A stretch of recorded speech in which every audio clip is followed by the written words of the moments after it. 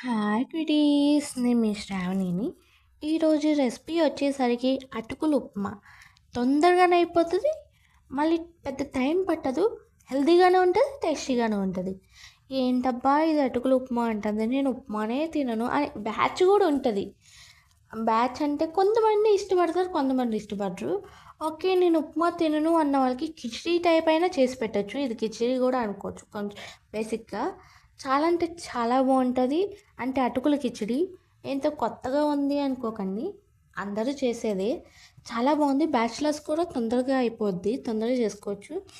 ఏం లేదు గైస్, ముందుగా ఆనియన్స్ పచ్చిమిర్చి చాప్ చేసి పక్కన పెట్టుకోండి. ప్యాన్లో కొంచెం ఆయిల్ వేసుకొని తాలింపు గింజలు వేసుకోండి. సిమ్లోనే పెట్టుకోండి గైస్, హైలో అస్సలు పెట్టకండి, టేస్ట్ అనేది మాడిపోతుంది. తాలింపు గింజలు వేగిన తర్వాత కొంచెం పచ్చిమిర్చి వేసుకున్న తర్వాత, పచ్చిమిర్చి వేగిన తర్వాత ఆనియన్స్ వేసుకోండి. ఆనియన్స్ వేగిన తర్వాత చక్కగా మొత్తం కలుపుకొని, ఈ లోపల ఆనియన్స్ వేగే లోపల మనం ఏం చేద్దామంటే చిన్న గిన్నెలో వాటర్ పోసుకొని దాంట్లో అటుకులు వేసుకుందాం గాయస్.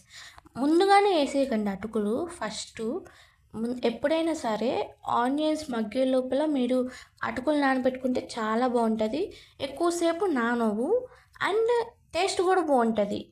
మీరు ఎక్కువసేపు నానబెట్టేస్తే ఏంటంటే అటుకులు కాస్త ఇంకా ఇంకో వేరే టెక్స్చర్ వస్తుంది, ఉప్మా కాకుండా వేరేలా ఉంటుంది. అది బాగోదు గైస్ అంతగా. ట్రై చేస్తే ట్రై చేయండి, కాకపోతే ఇలా అనేది బాగుంటుంది. చక్కగా వాష్ చేసుకుని చక్కగా గట్టిగా పిండుకోండి, వాటర్ అనేది ఉండకూడదు. చక్కగా నానిన తర్వాత పిండి వేసుకున్న తర్వాత ఒక ప్లేట్లో పెట్టుకోండి, లైట్గా గీ వేసుకుని పక్కన పెట్టుకోండి. చాలా అంటే చాలా బాగుంటుంది. ఈ లోపల నేను ఆనియన్స్ వేగినాయా లేవా అని చూసుకొని, ఆనియన్స్ వేగిన తర్వాత చక్కగా తిప్పుకొని అటుకులు కూడా వేసేసుకున్నాను గాయస్. అటుకులు కూడా వేసేసుకొని చక్కగా స్పూన్తో అలా అలా చక్కగా కలుపుకున్న తర్వాత ఇంకా కొంచెం లైట్ బ్రౌనిష్ కలర్ వస్తే వేయించవచ్చు. లేదు పర్లేదు కొంచెం గీ వేసుకుంటాం మేము అనుకుంటే గీ వేసుకోవచ్చు. కావాలంటే మనం రాగి పిండి కూడా వేసుకోవచ్చు కొంచెం, అంటే ఇంకా హెల్దీ కోసం.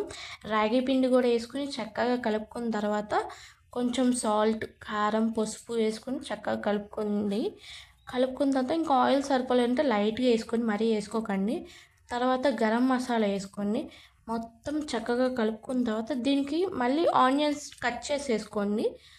లైట్గా నిమ్మకాయ పిండుకోండి, చాలా బాగుంటుంది. టేస్ట్ చేయండి మీరు కూడా ఒకసారి రెసిపీని. చాలా అంటే చాలా బాగుంది గాయస్, మీరు కూడా ఒకసారి ట్రై చేయండి. తర్వాత నిమ్మకాయ ఎక్కువ పిండకండి, లైట్గా వేసుకోవచ్చు. ఇంట్లో కొత్తిమీర ఉంటే వేసుకోండి, లేదంటే స్కిప్ చేసేయండి. నా దగ్గర కొత్తిమీర ఉంది కాబట్టి వేసుకున్నాను. మీరు పుదీనా అయినా వేసుకోవచ్చు, నేను పుదీనా కూడా వేసాను.